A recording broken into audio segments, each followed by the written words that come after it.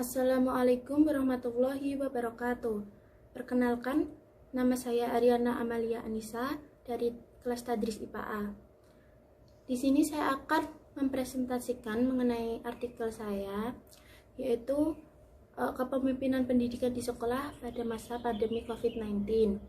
Mengapa saya memilih judul tersebut? Karena di sini saya akan membahas apa itu kepemimpinan pendidikan dan kebijakan seperti apa yang diterapkan oleh kepemimpinan pendidikan pada masa pandemi sekarang ini. Kepemimpinan pendidikan berkewajiban mengkoordinasikan ketenaga pendidikan dalam pengaplikasian peraturan pendidikan dengan membudidayakan fungsi kepemimpinan yang sistematis. Dengan adanya kepemimpinan pendidikan, mampu mempengaruhi dan menggerakkan semua sumber daya pendidikan. Diprediksi dapat memicu sekaligus memacu pencapaian kualitas pendidikan khususnya pada masa COVID-19 atau pandemi sekarang ini. Nah, seiring mewabahnya virus corona atau COVID-19 ke beberapa negara, pemerintah Republik Indonesia juga menerapkan protokol kesehatan, yang mana protokol tersebut juga dilakukan dengan dipandu secara terpusat oleh Kementerian Kesehatan Republik Indonesia itu sendiri. Dari beberapa kebijakan-kebijakan, hal tersebut mempengaruhi perubahan serta pembaharuan kebijakan yang perlu diterapkan, seperti perubahan dalam dunia pendidikan. Pemerintah menganjurkan untuk stay at home dan physical and social distancing, serta perubahan yang harus dipatuhi mengenai pembelajaran dari belajar tatap muka menjadi online. Nah, pada dunia pendidikan diharuskan melakukan pembelajaran melalui via online. Hal ini merupakan sesuatu yang baru, mengetahui bahwa pendidikan di Indonesia sebelum adanya wabah ini dilakukan secara langsung atau tatap muka.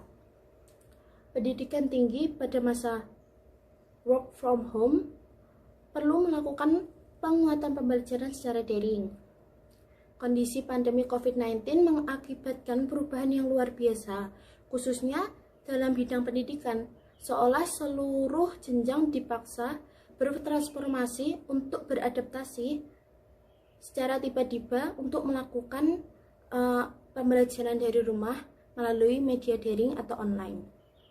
Oleh karena itu, perlu adanya kepemimpinan pendidikan yang dapat menentukan arah dan tujuan, serta bimbingan untuk menciptakan pembelajaran yang efektif dalam pelaksanaan proses pembelajaran, khususnya pada masa pandemi seperti ini. Selanjutnya itu membahas tentang kepemimpinan pendidikan di sekolah. Nah, kepemimpinan itu sendiri telah diartikan oleh beberapa ahli teori seperti Tit dari Hoyt, Young, Mujiono, dan Artosudirjo.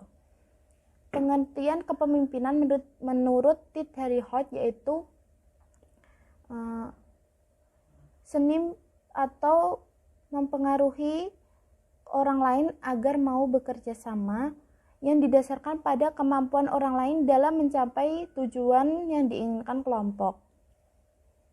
Menurut Young, kepemimpinan merupakan bentuk dominasi yang didasari atas kemampuan pribadi yang sanggup mendorong atau mengajak orang lain berbuat sesuatu berdasarkan penerimaan kelompoknya.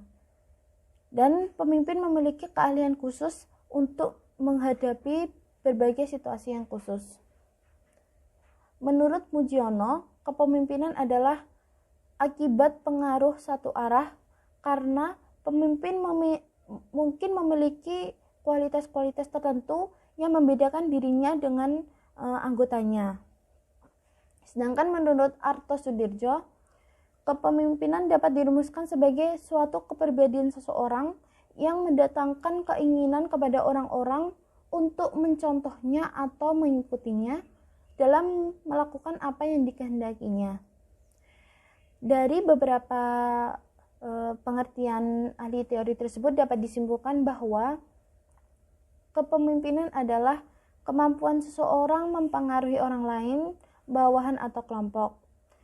Dalam diri memiliki keahlian khusus dalam bidang tertentu untuk mencapai suatu tujuan. Selanjutnya itu pengertian kepemimpinan pendidikan sekolah. Kepemimpinan pendidikan merupakan kemampuan untuk menggerakkan pelaksanaan pendidikan sehingga tujuan sekolah yang telah ditetapkan dapat dicapai secara efektif dan efisien. Menurut Sutopo dan Sumanto, menjelaskan bahwa kepemimpinan pendidikan adalah kemampuan untuk mempengaruhi dan menggerakkan orang lain dalam mencapai tujuan pendidikan secara bebas atau sukarela. Dan pemimpin memiliki kekuasaan untuk mengatur anggotanya. Kekuasaan yang diberi harus digunakan dengan penuh tanggung jawab. Bertanggung jawab dalam hal ini adalah tidak semena-mena dalam kekuasaan, tidak menggunakan kekuasaan untuk kepentingan diri sendiri, tidak otoriter, tidak menerapkan suatu keputusan yang bukan dari hasil musyawarah anggotanya, serta pemimpin memiliki fungsi yaitu terciptanya suatu persaudaraan, kerjasama, membantu kelompok dalam mengambil tindakan selanjutnya, serta bertanggung jawab dalam pengembangan anggota. Dan di sini dalam menjalankan organisasi di sekolah dibutuhkan kepemimpinan kepala sekolah. Jadi dalam kepemimpinan pendidikan yaitu yang berperan adalah kepala sekolah ya.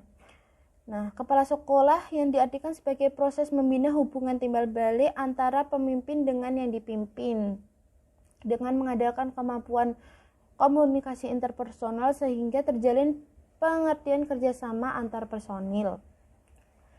Kepemimpinan sekolah adalah cara atau usaha dalam mempengaruhi, mendorong, membimbing, dan menggerakkan guru, staf siswa, orang tua siswa, dan pihak lain terkait untuk kerjasama atau berperan serta guna mencapai tujuan yang telah ditetapkan.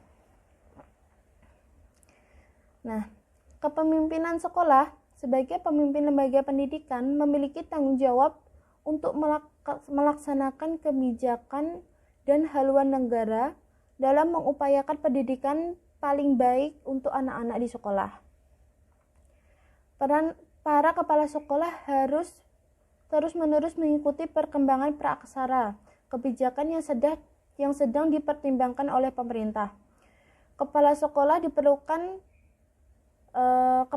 yang efektif sedikitnya harus memiliki 3 hal, harus mengetahui 3 hal, yaitu yang pertama, mengapa pendidikan yang berkualitas harus diperlukan di sekolah, dan yang kedua, apa yang dilakukan untuk meningkatkan produktivitas di sekolah, yang ketiga adalah mengolah sekolah secara efektif untuk potensi yang tinggi. Ketiga hal tersebut dapat dijadikan tolak ukur sebagai standar kelayakan seseorang untuk menjadi kepala sekolah yang efektif atau tidaknya. Kepala sekolah juga harus memiliki keterampilan-keterampilan, diantaranya yaitu keterampilan konseptual, yaitu keterampilan untuk memahami dan mengoperasikan organisasi. Yang kedua adalah keterampilan manusiawi. Keterampilan manusiawi yaitu keterampilan untuk bekerja sama, memotivasi, dan memimpin. Yang ketiga adalah keterampilan teknik. Keterampilan teknik yaitu keterampilan yang menggunakan penggunaan metode, teknik, serta perlengkapan untuk menyelesaikan tugas tertentu. Nah, pemimpin pendidik dalam menjalani tugas perlu beberapa syarat yang harus dipenuhi. Di antaranya yaitu rendah hati dan sederhana, bersikap tolong-menolong, sabar dan memiliki kestabilan emosi, percaya pada diri sendiri, jujur dan adil, dan memiliki keterampilan dalam memimpin. Keterampilan di sini adalah keterampilan yang sudah saya jelaskan tadi. Selanjutnya yaitu kebijakan apa yang dapat dilakukan pada masa pandemi COVID-19. Di sini penerapan WFH pada masa pandemi dirasa sangatlah sesuai dengan kondisi yang kita alami sekarang ini. Pendidikan adalah salah satu aspek untuk dijadikan sebagai wadah untuk membentuk karakter setiap anak bangsa. Pembelajaran jarak jauh selama wabah virus corona masih menemui banyak kendala di lapangan, sekalipun sudah ada edaran dari Menteri untuk melakukan proses belajar mengajar secara daring atau online. Oleh karena itu, WFH atau work from home merupakan bentuk imbauan pemerintah dalam menghentikan penyebaran virus COVID-19. WFH diberlakukan hampir ke seluruh lembaga termasuk lembaga pendidikan. Kepemimpinan pendidikan di masa pandemi COVID-19 juga menerapkan sistem WFH atau work from home karena beriringan dengan kegiatan belajar mengajar yang dilakukan secara daring dalam keberlangsungannya. Work from home merupakan suatu istilah bekerja jarak jauh atau lebih tepatnya bekerja dari rumah. Jadi pendidik tidak perlu ke kantor dan tatap muka, akan tetapi juga boleh melakukan tatap muka jika terdapat suatu hal yang dirasa tidak bisa dilakukan dari rumah. Nah, menerapkan sistem WFH ini dirasa sangatlah efektif karena kita masih berada di situasi pandemi seperti ini. Kondisi pandemi seperti ini, pendidik pun juga harus cerdas memilih media pembelajaran yang digunakan dalam proses pembelajaran agar peserta didik tidak tertinggal materi. Oleh karena itu, para pendidik perlu menguasai banyak media pembelajaran, terutama untuk pembelajaran daring seperti saat ini. Itu saja yang dapat saya sampaikan. Ada kurang dan lebihnya mohon maaf. Wassalamualaikum warahmatullahi wabarakatuh.